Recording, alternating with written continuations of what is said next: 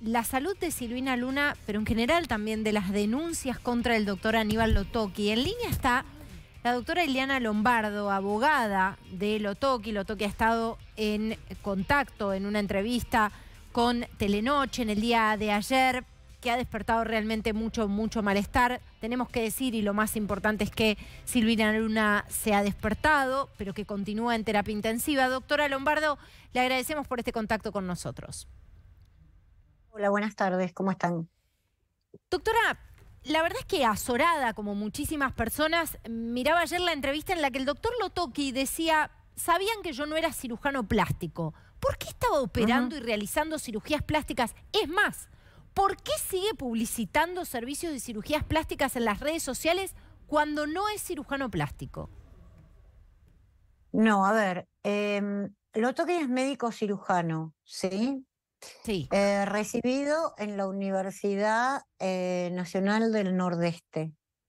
En aquella época, 3 universidades otorgaban el título de médico cirujano, ahora ya esos títulos no se expiden más, y eran la Universidad Nacional del Nordeste, la Universidad Nacional de Córdoba y la Universidad Nacional de La Plata. Nosotros tuvimos recientemente, bueno, no, ya no recientemente, el año pasado, digamos, el juicio donde está condenado Lotoki, con una condena no firme todavía. Pero se una debatió. condena.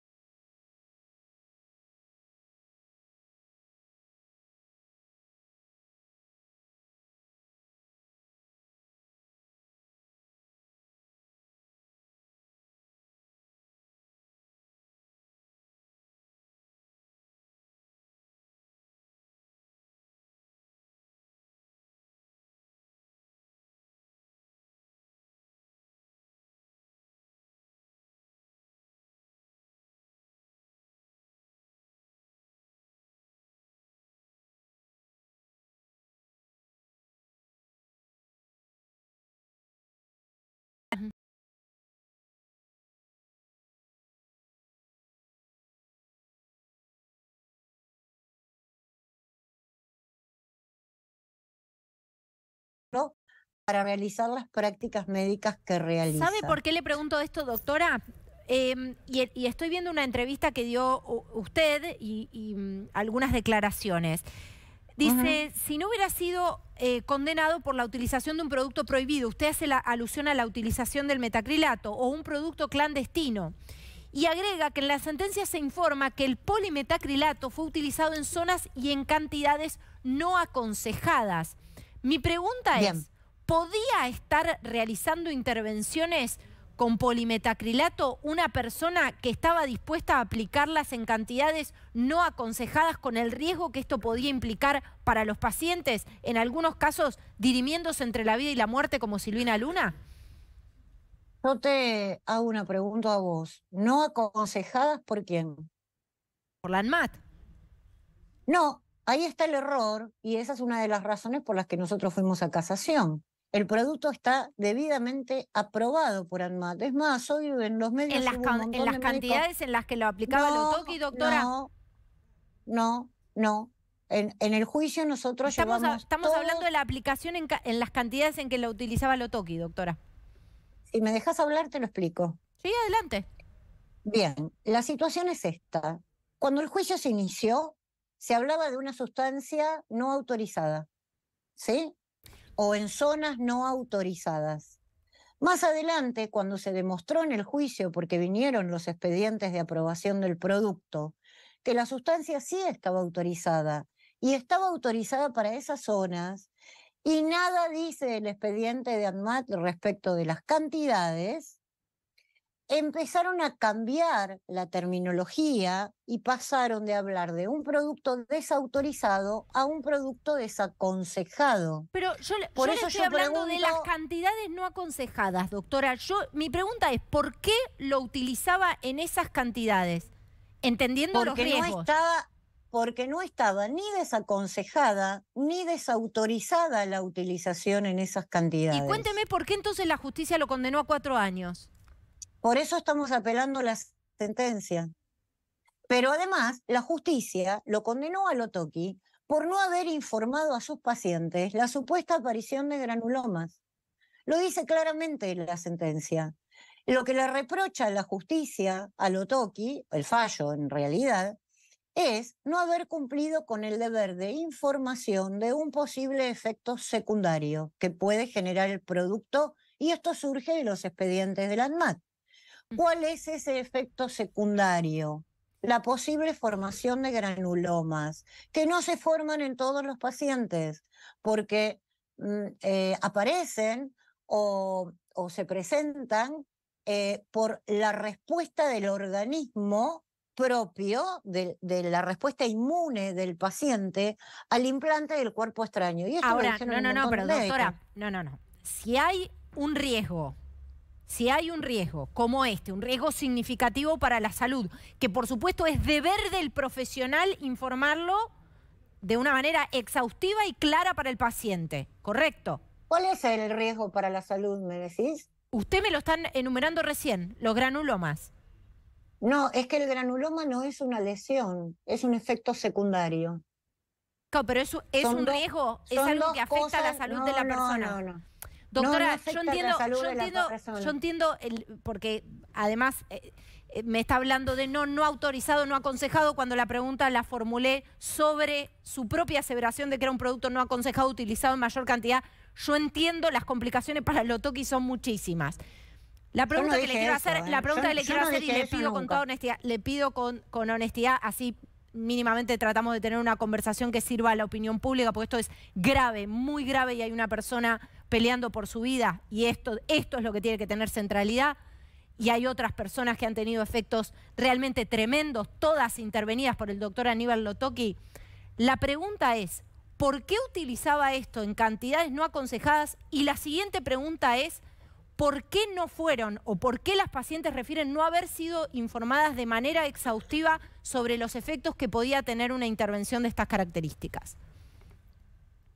Te respondo a la primera pregunta. Lotoki no usó esto ni de forma desaconsejada ni de forma desautorizada. Y esto surge de un expediente aprobatorio del producto médico. Primero, vos dijiste que es una cuestión grave, y lo es, pero también es una cuestión científica y técnica que hay que entender y estudiarla. No se puede decir cualquier cosa.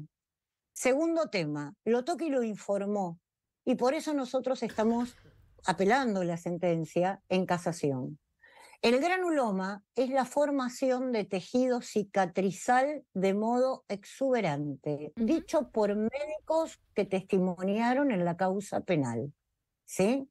¿De qué depende la formación de este tejido cicatrizal interno que forma como pequeñas induraciones? De la respuesta propia del paciente al implante del cuerpo extraño. En los consentimientos informados, les fue informado a las pacientes la posible formación de tejido anormal. El granuloma es un tejido anormal. Esto si les interesa escuchar cuestiones técnicas, ¿no? Después podemos pasar a las cuestiones jurídicas, que son los errores de la sentencia. Doctora. Porque, a ver, doctora. nosotros recurrimos a casación porque entendemos que la sentencia está equivocada en algunas cuestiones que plantea. Mire, doctora, yo le quiero hacer una pregunta sobre la otra causa que se le viene a Lotoki, donde va a tener que ampliar la indagatoria, que es mucho más grave. ¿Por qué? Porque acá el juez y el fiscal tienen una coincidencia y la imputación penal es mucho más alta. Es homicidio simple con dolo eventual, por lo tanto tiene una pena en expectativa por el artículo 79 de 8 a 25 años de prisión.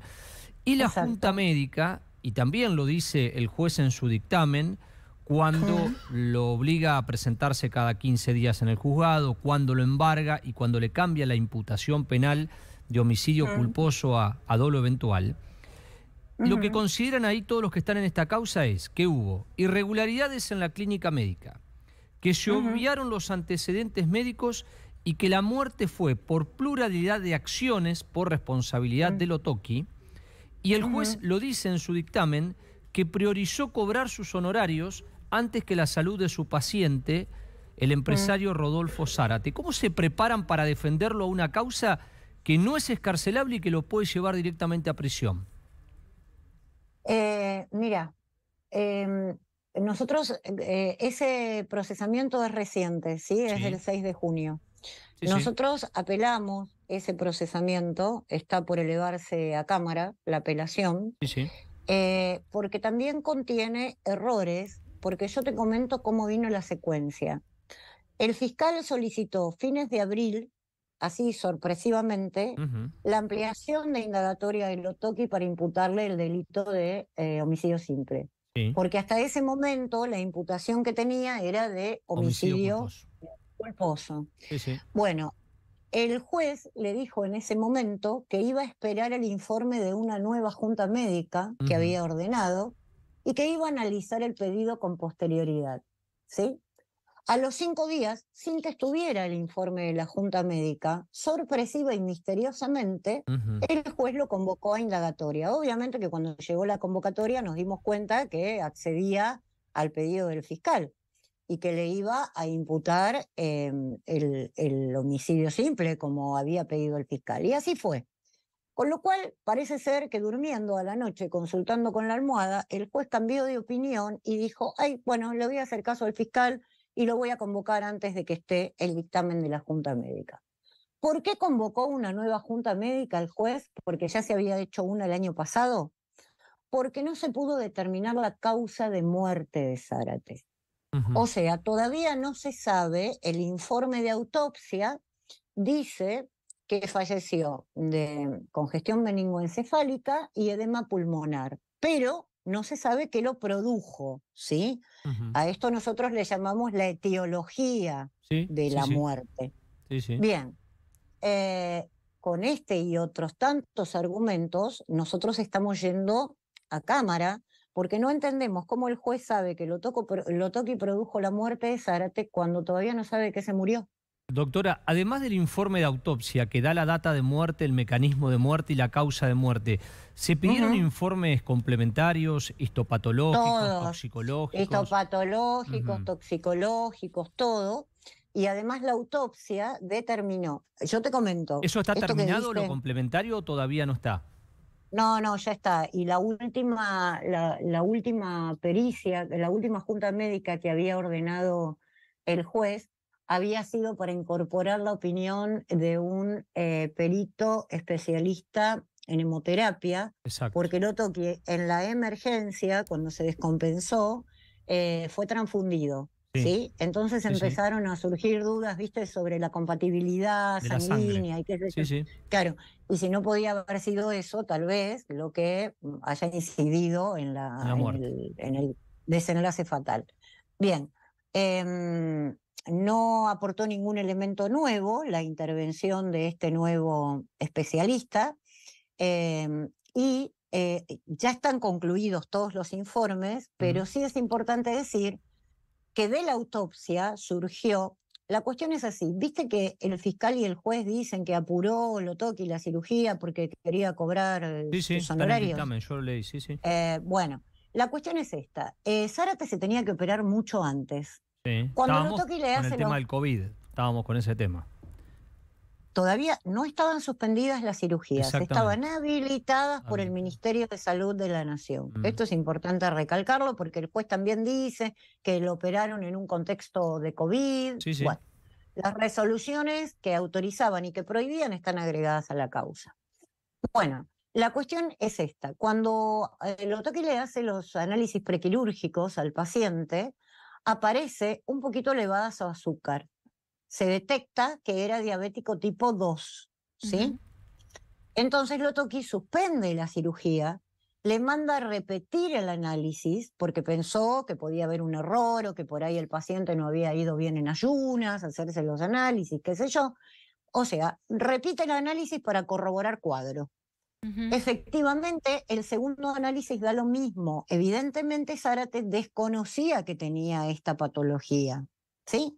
Porque el juez dice que Zárate llegó sano a la cirugía y esto no es verdad. ¿Mm? Y ahora les voy a explicar por qué. Bueno, lo medica, ¿sí? Lo trata y suspenden la cirugía que estaba programada originariamente hasta que él pudiera evolucionar y controlar su diabetes. Saben ustedes que forma parte de los análisis prequirúrgicos el informe cardiológico Sí. y después la evaluación que conforme a eso hace el anestesiólogo. Zárate trajo sus estudios cardiológicos, el cardiólogo y el anestesiólogo, el cardiólogo en realidad primero, estableció la calificación del riesgo, se califica con una simbología que es ASA 1, ASA 2, ASA 3, según el riesgo que presente el paciente.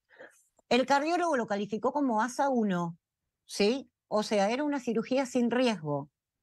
Luego, el anestesiólogo interpretó que por ser un paciente diabético correspondía calificarlo como ASA 2, que es el que se incluye en la diabetes tratada, ¿sí? O la diabetes medicada. Bien, cuando se le hace la autopsia a Zárate, del informe de autopsia surge que Zárate padecía una cirrosis y que padecía además una obstrucción del 75% de su arteria coronaria izquierda. Claro, entonces Estas va a causales, haber toda una discusión. causales, Lo que me está diciendo, doctora, independientemente de los detalles, que son extremadamente técnicos, lo que va a haber acá es una discusión donde